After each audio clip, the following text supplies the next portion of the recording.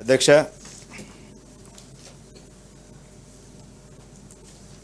మాట్లాడేందుకు అవకాశం ఇచ్చినందుకు ముందుగా మీకు ధన్యవాదాలు. మీ ద్వారా ప్రభుత్వానికి ఒక 3 విజ్ఞప్తులు చేయదలుచుకున్నాను. ఈ రాష్ట్రంలో అత్యధిక జనాభా సింగిల్ లార్జెస్ట్ కమ్యూనిటీగా ఉంది ముదిరాజ్ కమ్యూనిటీ. తెలంగాణ రాష్ట్రం వచ్చిన తర్వాత గత ప్రభుత్వం సకుటుంబ సర్వే అనేది జరపడం జరిగింది. ఆ సర్వే ప్రకారం కూడా ఈ రాష్ట్రంలో ఎక్కువ జనాభా కలిగినటువంటి కమ్యూనిటీ ముదిరాజ్ కమ్యూనిటీ. సామాజికంగా, ఆర్థికంగా, రాజకీయంగా వెనుకబడ్డటువంటి కమ్యూనిటీ. వాళ్ళు అనేక సార్లు ప్రభుత్వానికి విజ్ఞప్తి చేయటం జరిగింది. మమ్మల్ని బీసీ డి నుంచి బీసీ ఏకి మూవ్ చేయమని వారు విజ్ఞప్తి చేయటం జరిగింది.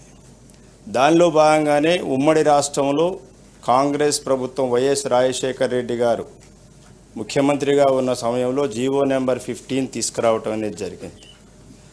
దాని ప్రకారమే మొన్న ఎన్నికల ముందు కాంగ్రెస్ పార్టీ వారు ఇచ్చినటువంటి ఎన్నికల మేనిఫెస్టోలో ఇచ్చిన 420 హామీల్లో భాగంగా అభయహస్తంలో మా పార్టీ అధికారంలోకి వస్తే బీసీ డిలో ఉన్నటువంటి ముదిరాజులను బీసీ ఏలోకి మారుస్తామని వారి యొక్క అభయహస్తం ద్వారా వారు తెలియజేయటం జరిగింది.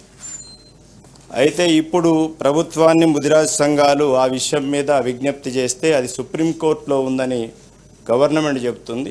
కానీ సుప్రీంకోర్టు ఆల్రెడీ 2009లో దాన్ని రాష్ట్రంలో ఉన్న బీసీ కమిషన్కి ట్రాన్స్ఫర్ చేయడం జరిగింది. బీసీ కమిషన్ నిర్ణయం తీసుకోవాలి దీని మీద అని చెప్పడం జరిగింది. కాబట్టి మీ ద్వారా ప్రభుత్వానికి ఏం విజ్ఞప్తి చేస్తున్నానంటే, ఆ బీసీ కమిషన్ పరిధిలో ఉన్నటువంటి చాలా కాలంగా పెండింగ్ ఉన్నటువంటి ఈ సమస్యని పరిష్కారం కోసం ప్రభుత్వం చొరవ చూపి ఈ రాష్ట్రంలో ఉన్న ముదిరాజు బిడ్డల యొక్క సమస్యని పరిష్కరించవలసిందిగా మీ ద్వారా ప్రభుత్వానికి విజ్ఞప్తి చేస్తున్నాం.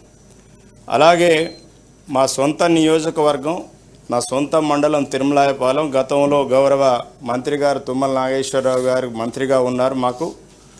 వారు మంత్రిగా ఉన్న తర్వాత గత ప్రభుత్వంలో ప్రతి నియోజకవర్గానికి ఒక పిహెచ్సి 100 పడకల ఆసుపత్రిని ఏర్పాటు చేయాలని ప్రభుత్వం గతం నిర్ణయించింది.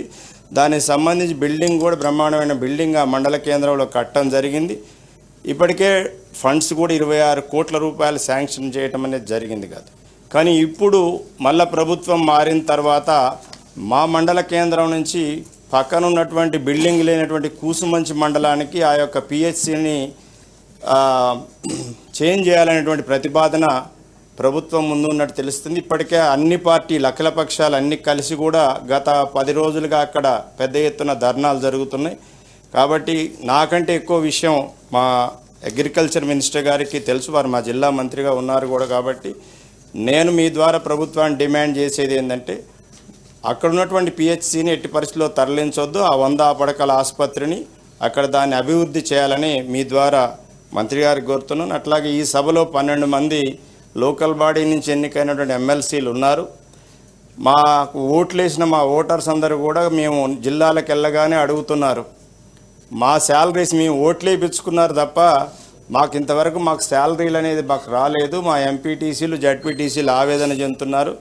దయచేసి మీ ద్వారా ప్రభుత్వాన్ని నేను విజ్ఞప్తి చేస్తున్నా, తక్షణమే మా ఎంపీటీసీలు, జడ్పీటీసీలు వారందరి పదవి కాలం కూడా అయిపోయింది.